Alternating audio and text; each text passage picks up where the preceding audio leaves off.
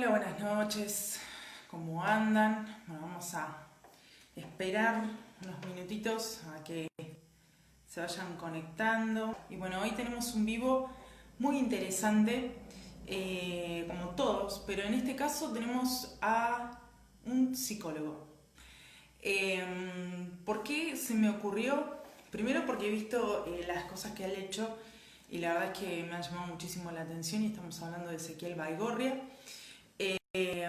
Sino porque también en muchos vivos me ha pasado que después me han preguntado cómo, por ejemplo, cómo es eso de el síndrome posaborto, si es real que hay, digamos, consecuencias psicológicas con respecto al aborto.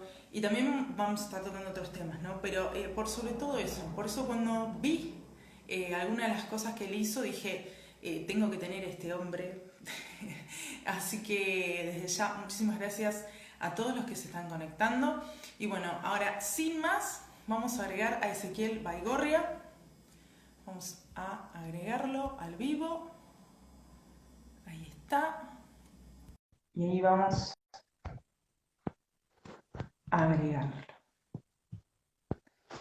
Perdón, pero estoy... Hola Ezequiel, ¿cómo andás? Qué gusto verte. Gracias, igualmente. Ahí te estaba haciendo la publicidad, pero buena, no mala. Una presentación. Es que es la verdad, o sea, he tenido la posibilidad de poder estar con mucha gente, con muchos referentes pro vida, pro familia, a nivel internacional, pero no había tenido ningún psicólogo. Y digo, no puede ser esto. Y cuando te descubrí dije, tiene que estar, tiene que estar. Así que muchísimas gracias por haberte sumado, por haberme dado el ok. Y bueno, sin más, sin vacilaciones, vamos directo al grano. Eh, una de las cosas que a mí siempre ¿cómo decir? Me plantearon, ¿sí? Fue si era real el famoso síndrome post-aborto. Digo, en mi caso yo sí puedo decir que fue real, porque yo lo viví, eh, porque, digamos, hace 10 años yo elegí abortar, eh, y sé lo que es, porque yo lo pasé, y sé de muchísimas mujeres que lo han pasado. Pero viste que siempre está como ese lado de que, ay, bueno, no, pero ustedes mienten, no, eso no se puede comprobar científicamente. Bueno, ahora que te tengo a ti, eres como un ángel enviado del cielo y te pido por favor que nos aclares en cuanto a lo psicológico, cómo es esto, cómo es que realmente existe el síndrome posaborto.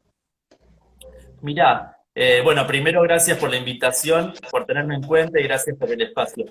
Eh, Te digo que en realidad es difícil conseguir psicólogos porque somos muy pocos los que estamos en contra del aborto y que nos manifestamos en contra y que nos animamos a hablar y nos atrevemos a exponer esto. Bueno, muchos menos todavía.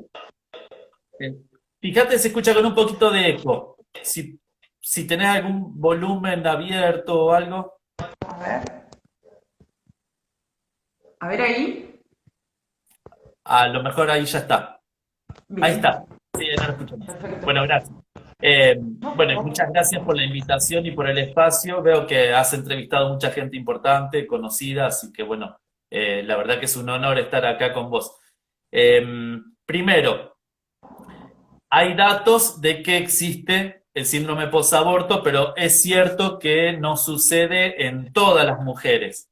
Es decir, hay un porcentaje muy alto, un 60%, de que sí tiene consecuencias o tiene secuelas en la salud mental, pero hay un porcentaje también de que no tiene ninguna consecuencia, o por lo menos no tiene síntomas de síndrome posaborto. Esto se debe a que tiene que haber ya alguna predisposición previa, patológica, obviamente. O sea, no es que es más sano, más resiliente, sino que ahí puede haber algo incluso del orden de la psicosis, ¿no? Una mujer en una estructura psicótica no va a sentir culpa, a lo mejor, y no va a tener angustia, y no se va a culpabilizar, no va a tener estos síntomas, pero porque previamente ya hay una predisposición estructural, psicológica, para que esto no pase. Para el psicoanálisis, para Freud, explica la femineidad como algo que se encuentra entre la mujer y la madre. La mujer es la maternidad, perdón, la mujer es lo femenino, lo seductor, lo que la vuelve deseable para un hombre, lo que hace que busque ser deseada por un hombre, pero lo maternal es justamente este sentimiento de madre, de cuidar, de proteger, de proteger al más débil, de preocuparse, de ponerse en el lugar del otro. Entonces la femineidad está entre los dos, entre estos dos puntos. Cuando hay todo madre, se olvida de lo femenino y de ser, aunque esté casada, digamos, de ser atractiva para su marido, se olvida, lo descuida completamente. Cuando es todo mujer, no hay nada de madre y está, por ejemplo, no sé, la ninfomanía o las mujeres esas que solamente se preocupan por el cuerpo y nada más que por la apariencia y no le importa y no quieren ser madre. Eso ya está más de un lado de la psicosis directamente. Entonces, la ninfomanía está dentro de la psicosis, o sea, una estructura psicótica, una ninfomanía es una estructura psicótica, no es una neurosis o algo leve, es algo más complejo. Ahora, entonces, o sea, ya la mujer encuadra en este lugar. Por otro lado, está el caso en psicoanálisis, te digo, se trabaja con el mito de Medea. Cuando una mujer, el mito de Medea es un mito griego, en donde Medea se enamora de Jasón. Medea creo que era una princesa, hija de un rey, si no me acuerdo bien la historia, hace mucho que no la leo, pero se enamora de Jasón, ayuda a Jasón en sus aventuras, lo acompaña, hasta que Jasón encuentra el vellocinio de oro, que era lo que él estaba buscando. Anhelaba, lo más anhelado, lo que más buscaba. Cuando Jasón descubre y encuentra y lo consigue, viene la fama y la riqueza y el éxito y no sé qué más, y entonces creo, no me acuerdo bien si el tipo se hacía rey o algo así, el tema es que él deja a Medea y se va con otra mujer. Medea, en venganza, asesina a los dos hijos que tiene con Jasón, en venganza a Jasón, ¿no? Es el mito de Medea. Entonces, que una mujer mate a sus hijos no es nuevo, ¿no? Y que no tenga culpa por esto, digamos, es algo que es histórico, pero esto no significa que esté bien ni que sea algo normal, ¿no? Claro. Casos así en la actualidad hay muchísimos, mujeres que matan a sus hijos en venganza porque el marido la dejó, pasa, si podemos investigar la noticia, es común y sucede y se encuentra.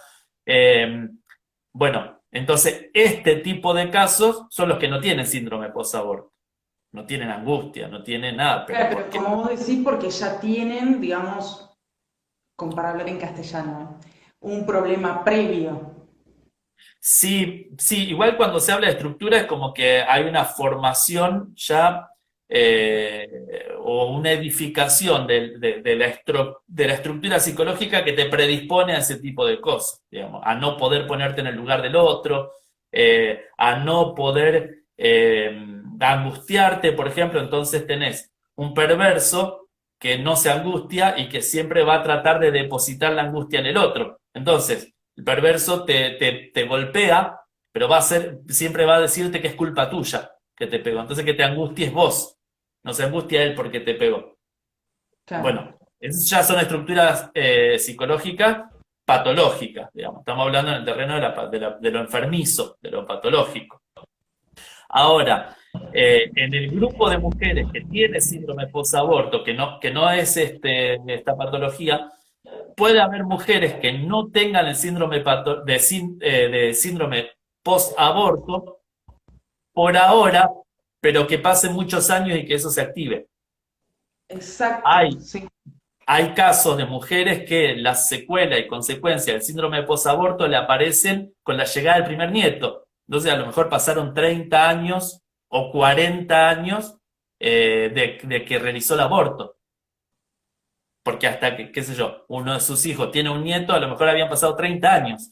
Entonces, durante esos 30 años no tuvo ni noticias, ¿no? Estaba, pero estaba latente, estaba inconsciente, no se manifestó nunca, y ella vivió sin ninguna consecuencia y ni siquiera tuvo noticia de eso. Pasaron 30 años y recién ahí se enteró, ¿no? Está, pero no se entera todavía porque no se manifiesta, no siente nada, no tiene ningún síntoma. Pero eso no quiere decir que, no, que nunca vaya a tener síntomas, ¿no? Claro. Y este es el problema del aborto, que no se dice cuáles son las consecuencias, no se dice cuáles son las secuelas, cuál es el daño que provoca en la mujer. Y bueno, por ahí una mujer puede abortar 3 o 4 veces, como muchos casos lo cuentan, como con orgullo incluso, abortan 3 veces y te dicen, no, pero yo no sentí nada. Bueno, vamos a ver si toda la vida va a ser así, ¿no? De acá a En unos algún años, momento claro. eso Exacto. no te pasa factura, ¿no? Digo como un término máximo 30 no sé, 30 años o más, pero puede pasar 5 o 10 años, bueno, que se crea que puede llevar la vida así como nada y sin embargo después empieza a aparecer. Y lo que tienen los síntomas psicológicos, que es lo reprimido cuando retorna, retorna con fuerza, y cuanto más tiempo pasó, más serio va a ser el síntoma, ¿no? Más complicado, va a ser con más fuerza. Entonces, bueno, eh, digo, nunca es que la persona queda sin problema, sino que los problemas que traen son muy complejos. Ahora, el término síndrome posaborto lo descubre un terapeuta que se llama Vincent Roux. Vincent Roux es un terapeuta norteamericano que estuvo exponiendo en el Senado, en el Congreso de la Nación, en Cámara de Diputados, en el 2018, en el debate acá en Argentina, lo trajo, si no me equivoco, lo trajo Unidad Provida. Bueno, hizo una exposición magistral, lo bardearon, Página 12 salió a decir, y Clarín también, a desacreditarlo porque él era terapeuta y no era médico, o sea, psicoterapeuta, era psicólogo, no médico. Entonces, como no era médico, decían que no tenía validez lo que decía. El tipo tiene una producción teórica y una investigación muy interesante en el tema. Todavía está vigente, él está lúcido y no es tan anciano. Y él acuña este término en el año 76. Él tiene una clínica en donde está trabajando con las secuelas y las consecuencias de los veteranos de guerra de la guerra de Vietnam. Año 73 se aprueba el aborto en Estados Unidos, se legaliza por el caso Roe versus Wade. 75, 76 le empiezan a llegar mujeres que habían abortado a la clínica y a hacerse tratamiento, y él descubre que las consecuencias y las secuelas y los síntomas que tenían estas mujeres se comparaban, eran muy similares a los síntomas y a las consecuencias que tenían los ex veteranos de guerra. Entonces se agrupa dentro de algo de un grupo de síntomas que son los síntomas de estrés postraumático. Esto es lo que genera haber atravesado un trauma psicológico. Y él descubre que la mujer tiene los mismos síntomas que los veteranos de guerra. Entonces empieza a trabajar síndrome posaborto teniendo como base que es la misma, que son los mismos síntomas. Y una de las cosas que dice él en tantos años de estudio es que el síndrome posaborto se acuña, digamos, es un término que aglomera muchos síntomas, varios síntomas, pero que tienen en común que estos síntomas no existían antes de que la mujer se realizara el aborto. O sea, aparecen después. Por eso son consecuencias del aborto. Porque si vos me decís, no sé, una mujer depresiva se hace un aborto y es depresiva, pero ya era depresiva de antes, por decirte algo, entonces no es un síntoma del aborto. Claro. Pero si la depresión apareció después, es consecuencia de haber abortado. No queda otra. Así que bueno, él descubre esto. Lo que él dice es que él toma una combinación de 22 estudios científicos y en donde dice que se descubre que después de haber practicado un aborto hay un 36, un 37% de aumento de riesgo de depresión, la mujer que practica el aborto. Un 34% de aumento de riesgo de ansiedad, un 110% de aumento en el uso y abuso de alcohol, un 155% de aumento en comportamiento suicida y en idea suicida, y un 230% de aumento en el uso y consumo de marihuana. Estas son algunas de las consecuencias de las mujeres que han abortado, ¿no? Haciendo un análisis, imagínate, lleva más de 45 o 47 años del aborto legalizado en Estados Unidos. Bueno, produce riesgo a la salud mental de la mujer. Estos riesgos es, por ejemplo, la ideación suicida o la tendencia al suicidio, el síndrome del aniversario, que es en la época o en la fecha de cuando se practicó el aborto, hay un recuerdo, una angustia que aparece, que no se sabe por qué, pero que está relacionada con el aborto, con haber practicado el aborto, y en la fecha, en la época del año en donde coincide con la fecha de nacimiento de su hijo, también hay una angustia y una depresión que aparece en esa época. Y la idea, o sea, el soñar con ese hijo, la idea de qué podría haber pasado si ese hijo habría nacido, si lo hubiera dejado nacer, pensar si hubiera sido varón o nena, si es que no se sabía el sexo, cosas cotidianas, por ejemplo, si lo habría llevado a la escuela, en qué grado estaría, qué edad tendría, eso se va repitiendo durante los años. Ese es el síndrome del aniversario, acordarte el año cuando le tendrías que festejar el cumpleaños, o bueno, todos los años en la misma fecha. ¿Y cuántos años tendría? ¿Qué estaría haciendo? Bueno, fantasías con un hijo que no pudo ser. Y bueno, una cosa importante, el DSM-5, que es la última versión del diagnóstico de Manual de Diagnósticos y Estadística en Salud Mental, de enfermedades, de patología de salud mental, reconoce como 3 causas de estrés postraumático. Viste que te dije que el aborto, el síndrome posaborto encuadraba dentro del estrés postraumático. Pero el estrés postraumático tiene 3 causas. Una es que,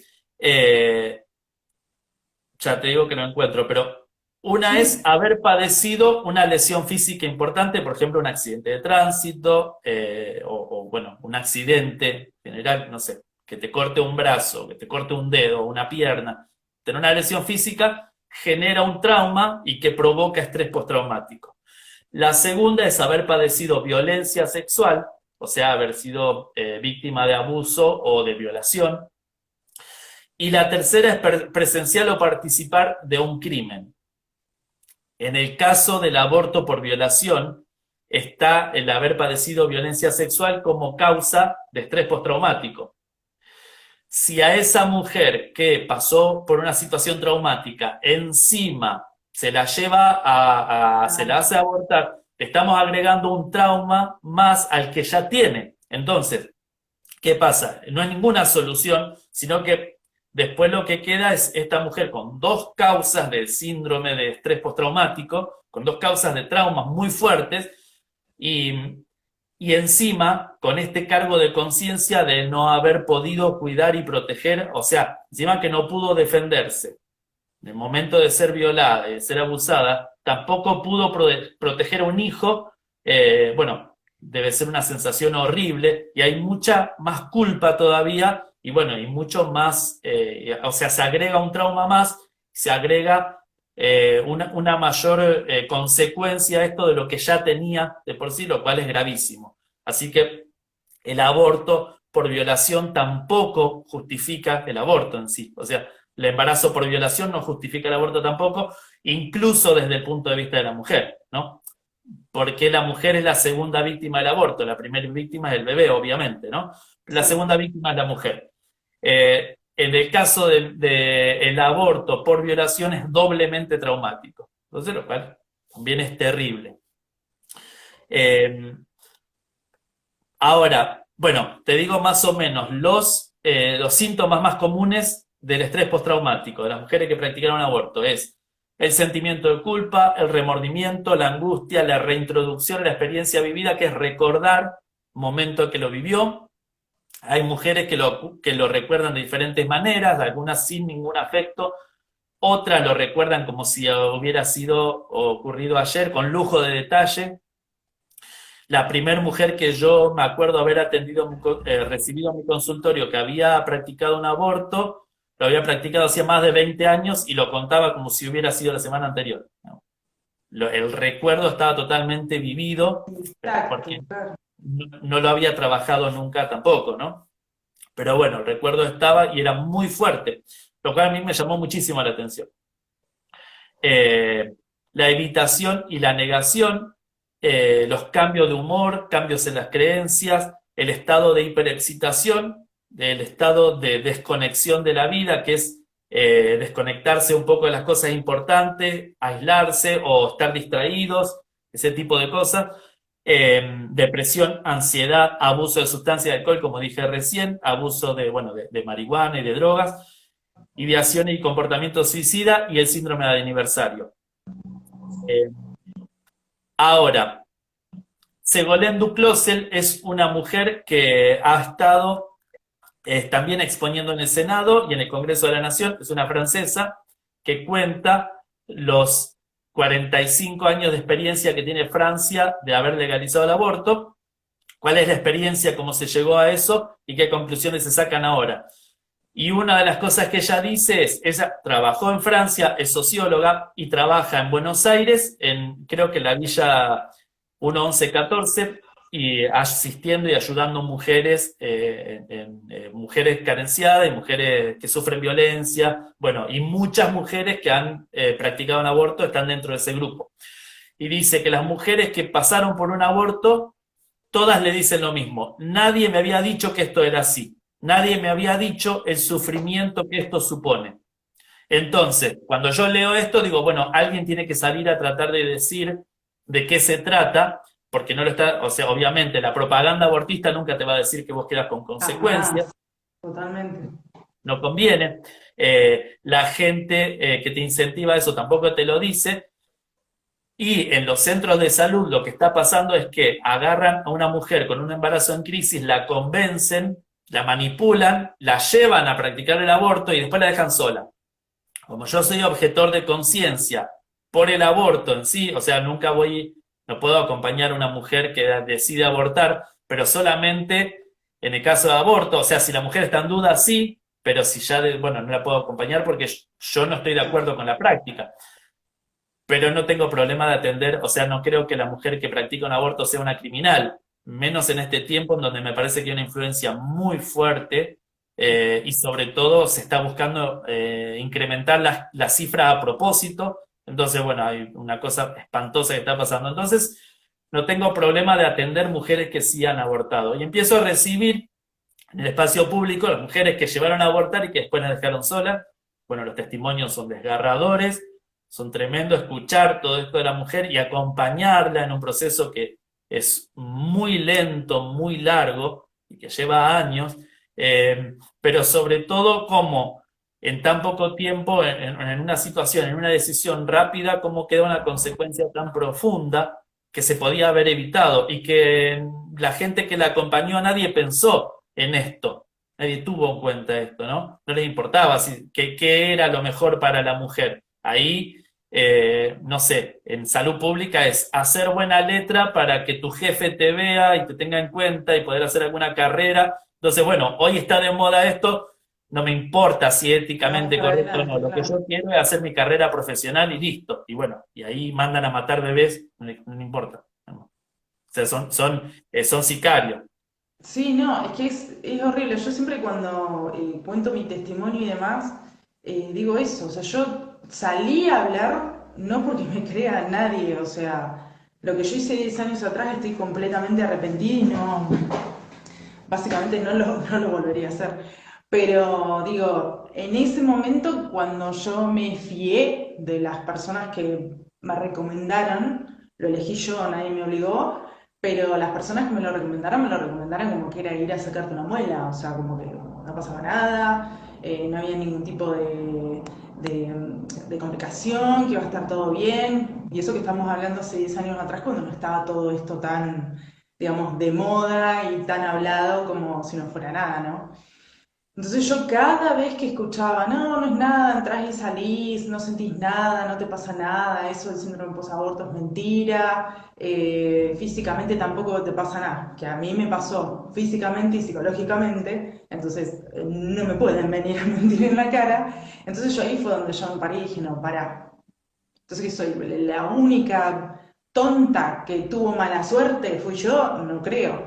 Y a raíz de contar mi testimonio, lo cuento porque cada vez que vos decías algo yo me acordaba, eh, muchas mujeres se pusieron en contacto conmigo justamente por esto. Hay mujeres que pasaron 20 años, la semana pasada, la anterior, me escribió una mujer que hacía 20 años que había abortado.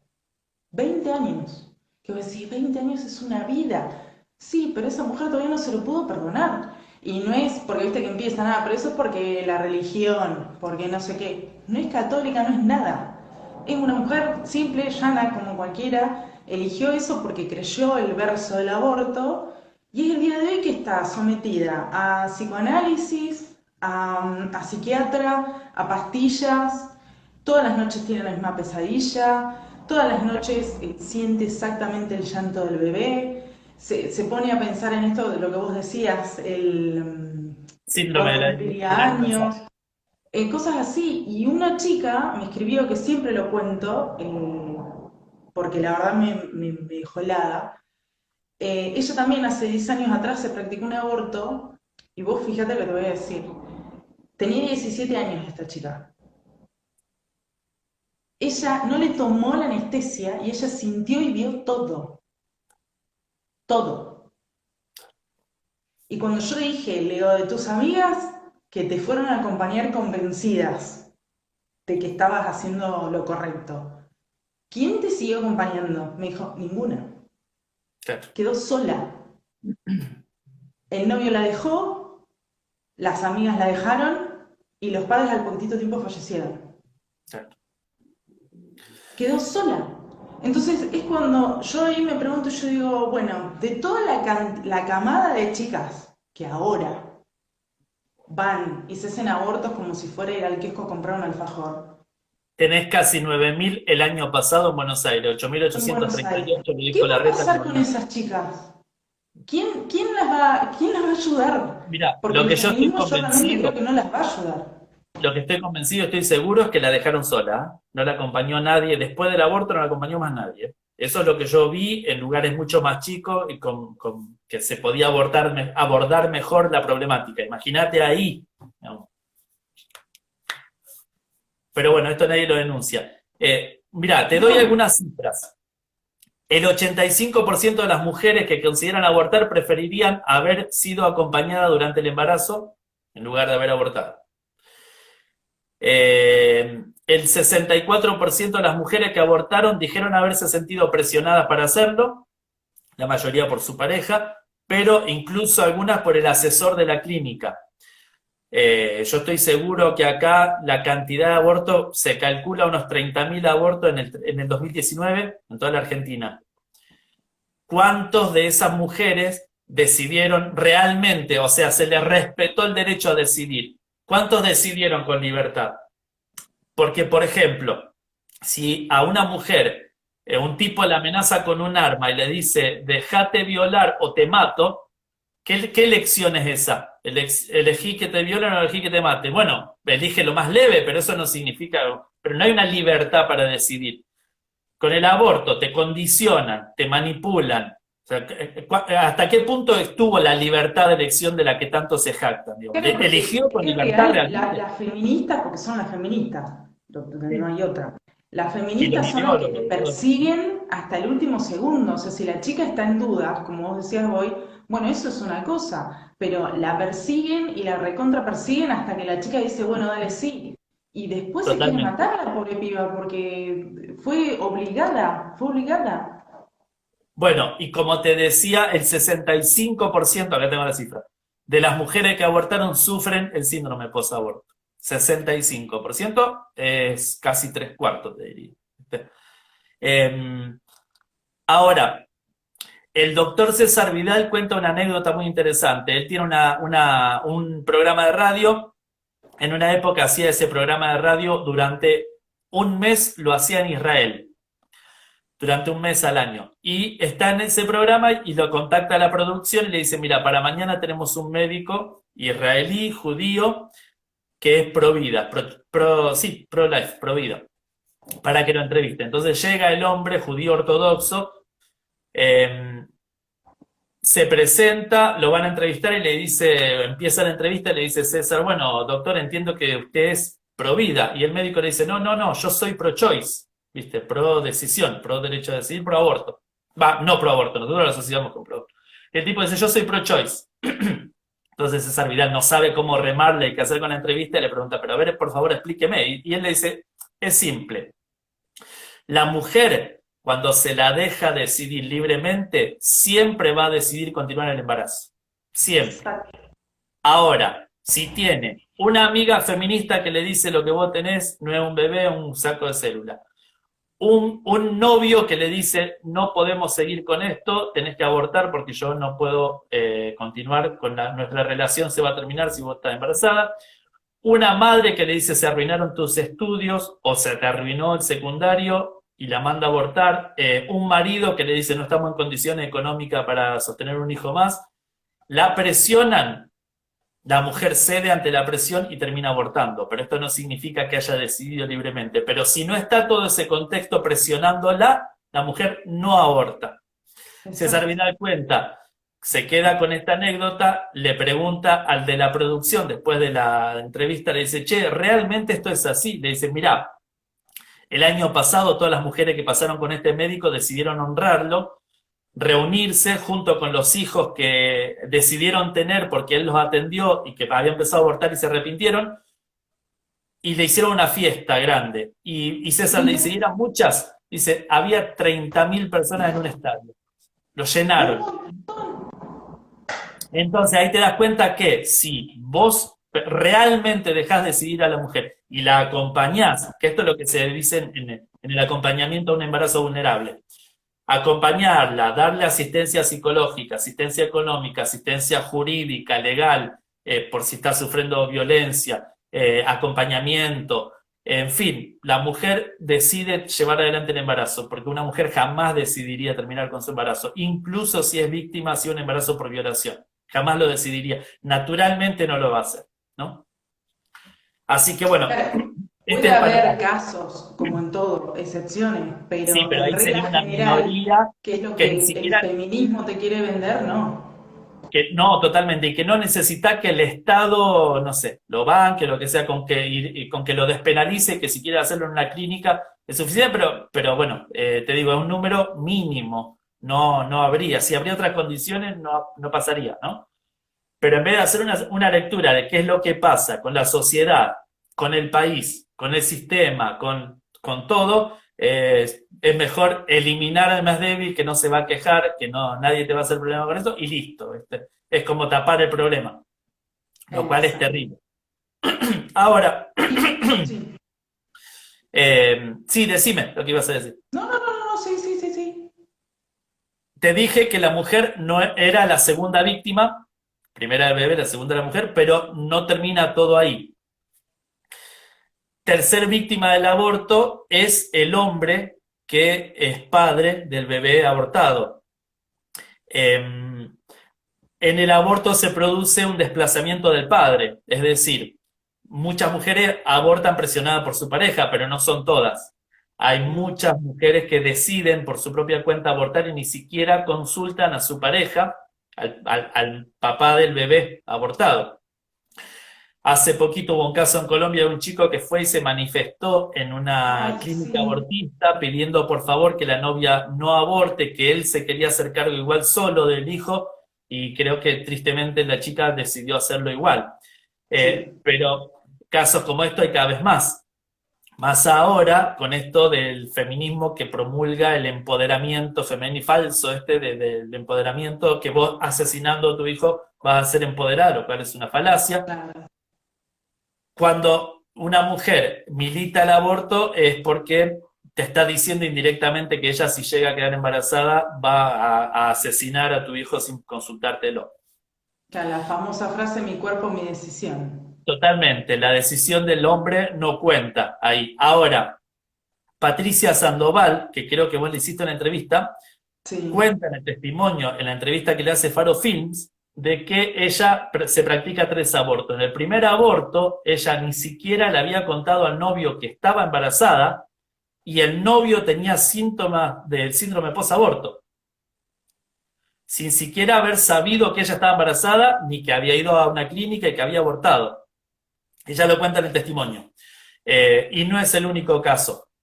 Los hombres empezaron a hablar y cada vez hay más que se quejan o reclaman que le han impedido la posibilidad de ser padre. Entonces, muchos casos de hombres cuya mujer o novia abortó sin consultarlo, tienen algunas consecuencias y algunas secuelas del síndrome de efecto del síndrome posaborto, igual que la mujer. El síndrome del aniversario se repite en el hombre. Por lo menos esto de imaginar cómo sería el hijo, qué edad tendría, y cómo podría vivenciarlo, qué pasaría si lo tuviera, si hubiera sido padre de ese hijo que no fue, que no pudo. Hay un sentimiento de castración porque se le impidió lo que más lo hace hombre, que es justamente ser padre. Se ve impedido de ser padre, se ve impedido de opinar y de hablar en una decisión tan importante como la de preservar a su propio hijo. Y y tiene esta misma consecuencia que tienen las mujeres de depresión, de angustia, y sobre todo, muchas veces se elige el aborto, tanto el hombre como la mujer elige el aborto para no perder la relación o no terminar con la pareja, cuando la gran mayoría, por no decirte todas, pero la gran mayoría de las parejas que han abortado se terminan rompiendo, se terminan después del aborto, meses o poco después del aborto. Yo sinceramente conocí un solo testimonio de una persona que ellos después se casaron y formaron una familia. Nunca escuché. Todos los demás casos que escuché se terminaron. El hecho es que el hombre también sufre los síntomas del síndrome posaborto. Y esto tampoco termina acá. Otra víctima del síndrome posaborto son los hijos de la pareja, los hijos de la mujer que abortó, cuando se enteran que la mujer abortó. Es decir, un chico que se entera que su mamá había abortado, tiene un sentimiento de algo que se llama el síndrome del superviviente.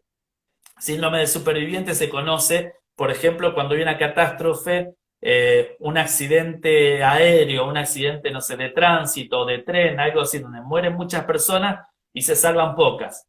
Los pocos que se salvan empiezan a sentir culpa y a preguntarse por qué ellos murieron y yo no. Este es el síndrome del sobreviviente. Esto pasa en los hijos de las personas que han abortado. Yo recibo, mientras estaba investigando esto, justo estaba armando un material de una investigación sobre el síndrome posaborto. Un día me llama la secretaria y me dice, mira, hay una chica que había sido mi paciente hasta hacía poquito tiempo, una adolescente. Me dicen, está llorando, desconsolada en la sala de espera, dice que quiere hablar con vos. No tenía turno porque ya no la atendía hacía unos meses, pero la recibí igual. Cuando entra me dice que ella se entera que la mamá había abortado, se entera de una mala manera, lo pregunta a la mamá y la mamá le reconoce que había sido verdad.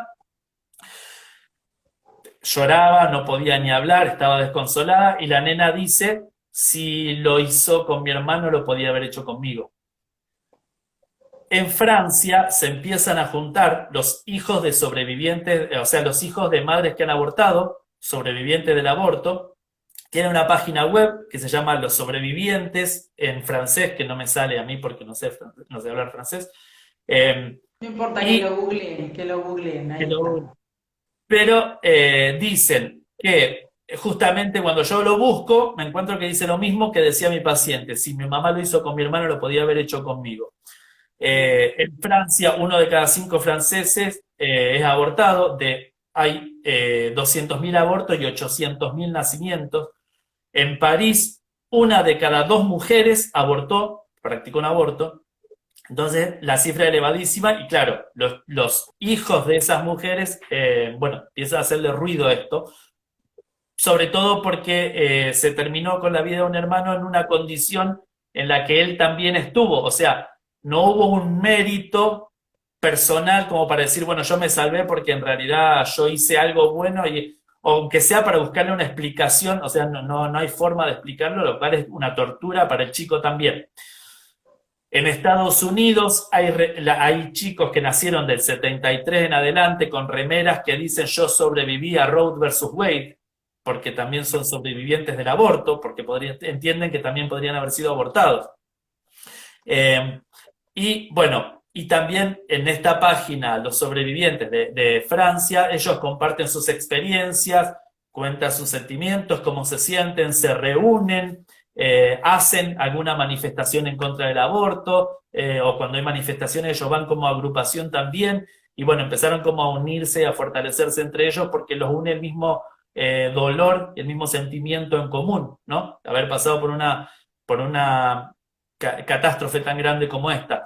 Imagínate que desde que se legalizó el aborto en el mundo han ocurrido más de 1.400 millones de abortos, o sea, es similar, se equipara con la población total de China, ¿no? La cantidad de bebés abortados desde que se legalizó hasta ahora, que creo que fue en el 14 o el 18 en Rusia, primer país que legaliza el aborto. Ahora, otro grupo más que también se ve afectado por el aborto, o sea, esto no termina acá, otro grupo de consecuencias es el de los profesionales intervinientes. Los profesionales que intervienen en un aborto, que hoy militan el aborto y que incluso tienen un beneficio económico algunos y se creen que es una vivada y que, bueno, que no pasa nada, también tienen consecuencias. Hay estudios e investigaciones que hizo el mismo personal de la Planet Parenthood con su propio personal, en donde comprobó, o sea, sin ningún sesgo, al contrario, ¿viste? O por lo menos para ver cómo trabajar con su personal, y ellos mismos llegan a la conclusión que tienen consecuencias. Sueñan con bebés abortados, sueños con sangre, sueñan con bebés que se mueren, sueñan con bebés que le hablan, que le preguntan por qué me mataste, por qué no me dejaste vivir. Bueno, los enfermeros y los médicos que trabajan en las clínicas abortistas. En 2018 salió una película que a mí me pareció muy interesante que se llama The Gosnell Movie, que es la historia de Kermit Gosnell. Kermit Gosnell fue un tipo que era dueño de una clínica abortista, mucho más chica de Planet Parenthood, porque tenía un solo local, pero él era el dueño de esa clínica. Él había cometido abortos después del sexto mes, que hasta donde, o 26 semanas, no recuerdo bien, hasta donde permite la legalización en Estados Unidos. El tipo se había excedido el límite y los había practicado igual el aborto. Y incluso había, creo que 3 casos de mujeres que habían muerto en su clínica por la mala praxis de él. Entonces lo empiezan a investigar. Lo que tiene interesante esta película, me gusta mucho más que Unplanet a mí, porque Unplanet... La escuché pero no la vi, pero ahora que me decís la voy a chusmear, sí. Unplanet te muestra más a Abby Johnson como más inmaculada, no sé, como decirte, ¿viste? Y como glorificada, no sé. O sea, pero una persona que fue gerente de una clínica abortista, para llegar a ser gerente de una clínica abortista tenés que pisar muchas cabezas. O sea, cuando un lugar que es turbio, manejado con algo que roza la ley y con la muerte, y que está dentro de los términos legales, pero no es ético y todo esto, son todos perversos los que trabajan ahí. Para llegar a ser el jefe de los perversos, tenés que ser más perverso de todo. Ahí no sos un tipo, ¿viste? Bueno, y te lo muestran al marido incluso como alguien bueno, pero la acompañó y nunca le dijo que no. Bueno, en fin. Gosnell lo muestra a Kermit Gosnell como un psicópata. Un tipo que tenía la casa sucia y desordenada. Cuando lo investigan, tiene fajo de billetes de dólares arriba del piano, abajo de la almohada de la cama, tirado en el baño. Un desorden, una suciedad, una mugre. La clínica era un asco también, sucia, fea, había perros, había gatos, se mueren 3 mujeres, o sea, el nombre de la película es Gosnell, The Trial of America's Biggest Serial Killer, o sea, el mayor asesino serial de la historia de americana. Se cree que Gosnell practicó más de 30.000 abortos, o sea, ni el mayor jerarca nazi cometió la cantidad de asesinatos que cometió Gosnell, ¿no? O sea, para tener una comparación, ninguno de los jerarcas más altos del nazismo mató 30.000 personas con su propia mano. Gosnell lo que hacía es cuando los bebés, es Gosnell, Gosnell, y la película es Gosnell, se llama, pero búsquenla, se consigue, incluso creo que en YouTube estaba. Eh, Otra de las cosas que había hecho Gosnell es, hace embarazos, abortos en embarazos muy avanzados y habían nacido vivos los bebés. Entonces, como los bebés nacían vivos, el tipo lo que hacía era cortarle la médula con una tijera Mm, y los dejaba morir en una bandeja. Entonces, bueno, eso ya era horroroso. Imagínate un asesino, una persona que está dispuesta a asesinar a un bebé, que esta otra falacia del abortismo.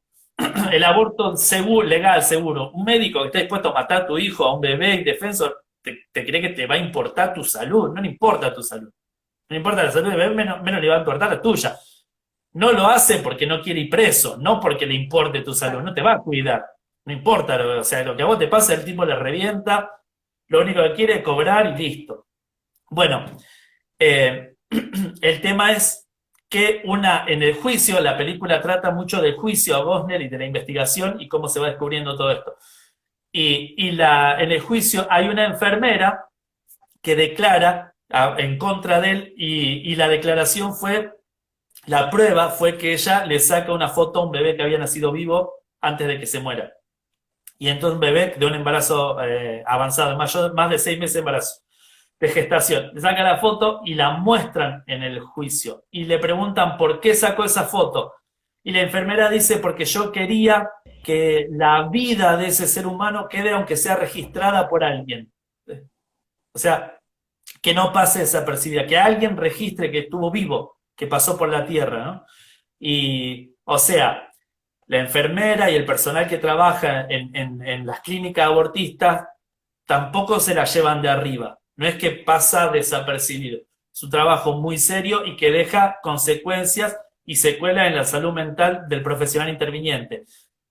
Gosnell termina condenado, termina preso, cadena perpetua, y hace unos años, muy poquitos años atrás, estaba pidiendo incluso la pena de muerte para Gosnell, porque era, creo que en el estado de California. Ahora, la gente que milita el aborto, los profesionales de salud que obligan a la mujer a abortar, que acompañan a que aborte, esta gente, el día que se reviertan las leyes o que cambien por las leyes y que todo esto se revierta, esa gente puede terminar presa. O sea, claro. cambia un gobierno con otra característica que no vale todo esto y empieza la investigación, incluso puede llegar a ser condenada a cadena perpetua, incluso pueden llegar a cambiar las leyes y puede ser condenada a pena de muerte por haber hecho lo que hizo. Entonces, no es que una persona puede estar a favor del aborto, practicar abortos y se la va a llevar como si nada, ¿no? Hay secuelas psicológicas y puede haber consecuencias legales si esto, o sea, hay un hilo muy fino y hay un límite muy difuso en esto. O sea, no es que van a pasar como si nada. Acá, Claro, no, más vale. Lo que pasa es que, bueno, ellos lo que les conviene es hacerte creer eso toda la vida. De hecho, yo hacerte una creer. vez vi un testimonio de una enfermera de España, de Bilbao, que ella contaba que ella, digamos, trabajaba, era una clínica general y en la parte de abajo, creo que era, si no recuerdo mal, estaba toda, digamos, la parte de aborto. Como ella trabajaba también con los pacientes, le dieron el ascenso de ir a la clínica de abortos y hacerse cargo de estar, digamos, y acompañar a las chicas que decidían abortar. Bueno, ella ahí empieza a contar que qué pasa, que no voy a decir nada nuevo, pero por ahí para los que no lo escucharon, lo que tienen estas clínicas abortistas es que te pagan a veces hasta el doble de lo que ganas en cualquier otro lugar. No, claro, ganan muy Entonces, bien. por eso la gente, obviamente, vos decís, bueno, si esto no es nada, es un simple trámite, yo entro y salgo, cumplo mis 8 horas y me voy, pero gano el doble y sí, me conviene toda la vida. Pero ¿qué pasa? Esta chica cuenta justamente el calvario que empezó a vivir, digamos, porque ella empezó a ver que no eran coágulos, sino que eran bebés.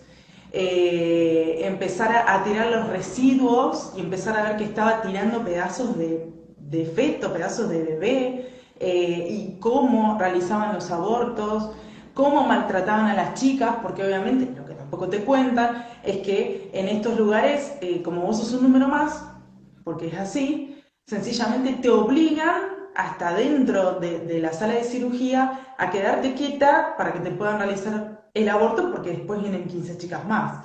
Entonces ella empieza a contar todo esto y dice que una de las veces que la mandan a un lugar donde tiene que recoger los cuerpitos de los bebés, dice que ella ahí fue la primera vez que tuvo contacto con eso y dice que se quedó helada cuando vio el cuerpito de un bebé muerto. Entonces se queda congelada mirando el cuerpito y dice que pasa una enfermera y le dice, ¿qué estás mirando? Y dice que ella se quedó y no sabe si hablar o no hablar, porque también es mucho el miedo que tienen, porque saben que de eso no se puede hablar. Entonces la enfermera esta, la segunda, le dijo, mira, si vos querés seguir trabajando en este lugar, lo que está viendo en este momento son coágulos. Claro, Dio media vuelta y se fue. claro. Ella obviamente no pudo más con la culpa, tuvo que renunciar y estuvo muchos años hasta que recién ahora puede contar su testimonio. Pero lo que vos estás diciendo es real, o sea, lo que pasa es que intentan tapar el sol con un dedo.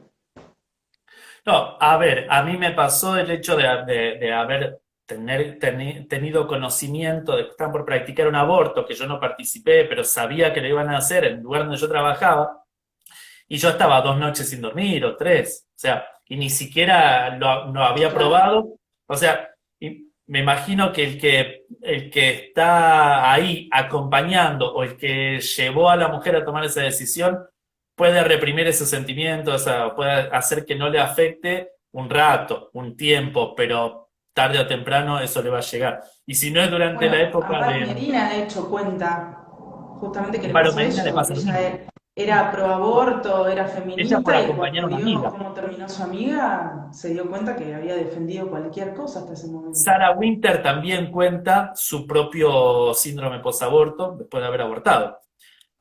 Mirá, te digo, en un estudio que se hizo un taller de la Federación Nacional del Aborto en Estados Unidos con personal que trabaja en clínicas abortistas, sacaron la siguiente conclusión. Los trabajadores se preguntan si es que el feto siente dolor, se empiezan a preguntar eso. Hablan sobre el alma y a dónde va el alma del feto, y acerca de sus sueños, en los que los fetos abortados los miran con ojos de anciano, ojos de viejo, y con sus manos y pies perfectamente desarrollados, preguntándole ¿por qué me hiciste esto? Esos son sueños, son pesadillas que tiene la gente que trabaja en abortando. Imagínate si vos tenés más allá de que una persona, una mujer, es su propio cuerpo, su propio embarazo, pasa por eso y tiene estrés postraumático. Imagínate el tipo que está así, practicando 5 por día, entre 4 y 8 semanales se cree que se están haciendo en las maternidades de acá de Córdoba y en las de Rosario, por ejemplo. Entonces imagínate la persona que está clavando 4 en la semana, 8 en la semana. No creo que duerma tranquilo. Y no. Bueno, pero Y de hecho, perdón, pero yo la otra vez me enteré por un conocido que trabaja en... Ay, se me fue el nombre. Bueno, es veterinario y trabaja en algo de la municipalidad de acá de Tandil, se me fue. Y él lo que contaba es que en los mataderos de las vacas, la gente que se dedica a matar las vacas necesita sí o sí tener tratamiento psiquiátrico y psicológico, desde que claro, entran hasta que se jubilan o lo que fuere, porque dice que les agarra un trastorno, porque claro, al principio termina, es algo nuevo, pero después se terminan acostumbrando y se claro, enfrían claro, y corren el riesgo de que después termine siendo un psicópata que ande matando a todo el claro. mundo. Entonces necesitan tener tratamiento. Entonces yo digo, ¿cómo puede ser que matando vacas, que no estoy disminuyendo la vida antes que me salten los vegetarianos al cuello, pero digo, si matando vacas necesitas tratamiento psicológico, ¿cómo puede ser que matando vidas humanas no necesites tratamiento psicológico y sea un simple trámite? Es una cosa de loco. No sabía eso de los que trabajaban en Matadero, pero es un Sí, dato interesante. Lo voy a usar.